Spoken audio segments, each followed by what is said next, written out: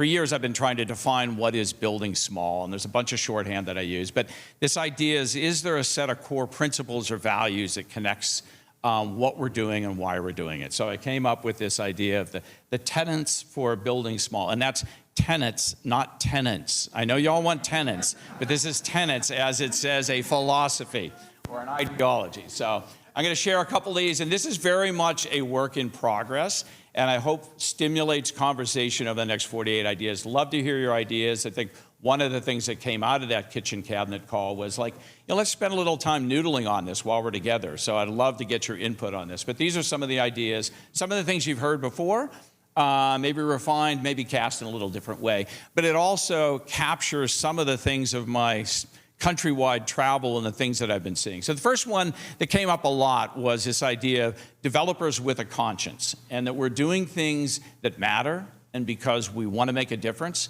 I often use a shorthand when I'm talking to groups that building small is about using real estate as the means to the end as opposed to the end itself. Meaning that we're in this to heal communities, to build places that connect people, to make more authentic gathering places, and you do that via real estate versus what a lot of the industry is. I need a 22% IRR, and it could be a storage unit, or it could be a data center, or it could be the same apartments I've done in 4 other cities, as long as I'm getting my return. And that's real estate as the end itself, as opposed to we want to heal communities, we want to do interesting things, we want to build a better place. We do that through real estate. So 2 very different ways of thinking about it, and that takes developers with conscience. The second one that Liz Dunn talks about, and I thought was really good when we were kind of pushing stuff back and forth, is this idea that we are neighborhood builders and we build within the context of the places that we're working. So I just simplified that as we fit in. Even though we're misfits, we fit in. And this is from my hometown of Healdsburg, and I've shown this slide before, but this is a developer who's built 3 hotels, about 35 rooms each, slotted them into old gas stations and vacant lots, and rather than building, and now has 120 rooms, but rather than build 120 room, name that brand, after raising a whole block, slotted those in and fitted that in, and everybody is the better for it. They have a more diverse portfolio, they have multiple identities, they can cover different groups, and the community has a much richer fabric for it.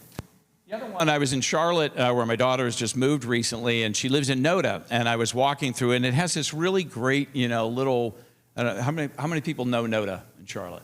Got a couple of people, okay. So you've got this great little 1-story retail stuff, that is just ripe for tearing down and building, whatever. But it's there, and it's thriving, and I thought, how does this work when this is so small? But it's because there are these larger buildings behind it, and so even though these are not spectacular by any means, she actually lives in one of them, it creates the body heat and the number of people there to keep that retail alive and interesting and local. And so there's this synergy between big and small that I think actually works really well, and it's really about how do you fit that in. The second one is it is again following on a little bit with what Liz was suggesting, besides building neighborhoods, but the other one is we build neighborhoods to attract others to invest. So this is some of, I got a chance to spend some time with Ryan down in Orlando and see some of his work. And he's doing a lot of work in a very difficult neighborhood where he's got his office, he's building a new office building, and he's encouraging others and creating the fabric for others to come and invest. So it's not only about what am I doing for myself, it's what am I doing in the larger fabric to get others to come in and invest in this community. As part of the Opportunity Appalachia program that I'm working with, I get to do this again in 2 weeks. We're doing a local developer forum in Charleston, West Virginia. So I was just there touring a meeting, and so this is a guy named Ty Bullock who started by painting a mural on a disinvested block and then buying up buildings. But this, and now has a distillery. He's got a major office building he's doing some residential.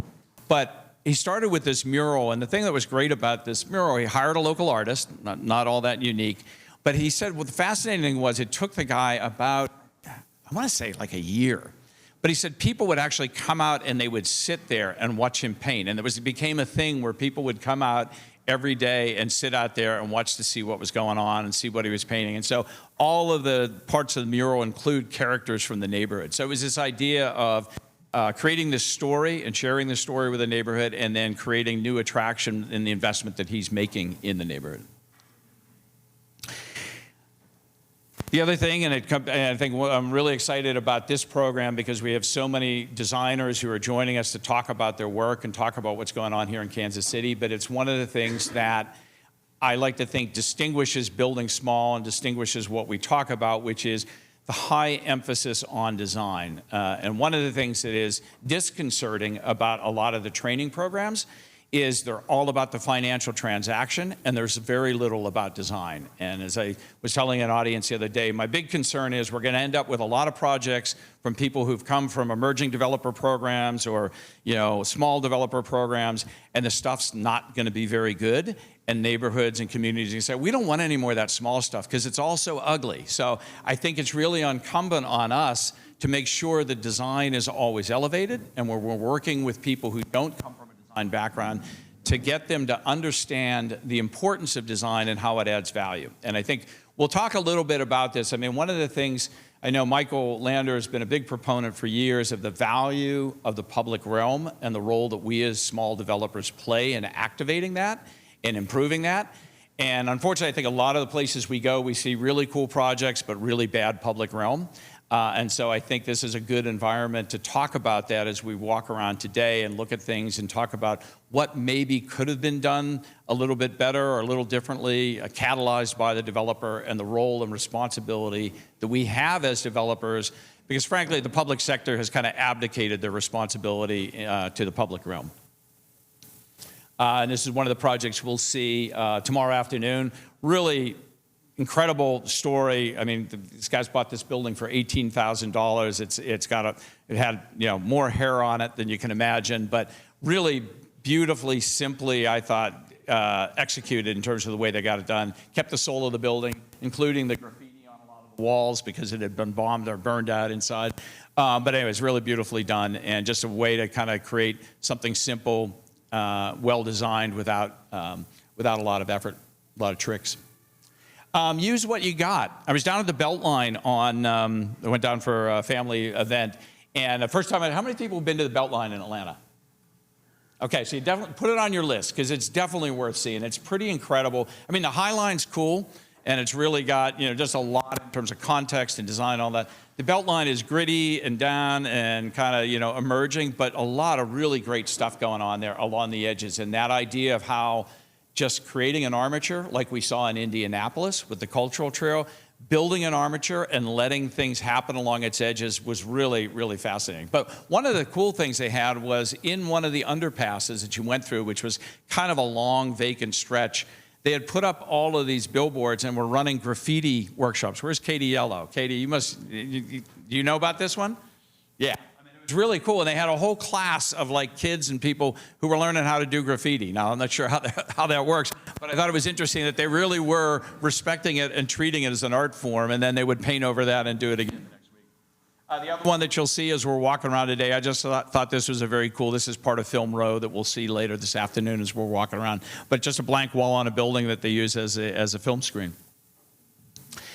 And then the last one going into this is this idea of do, don't talk. And as I said, I think there's so much written, there's so much so much media, so much, all this stuff that is all talk.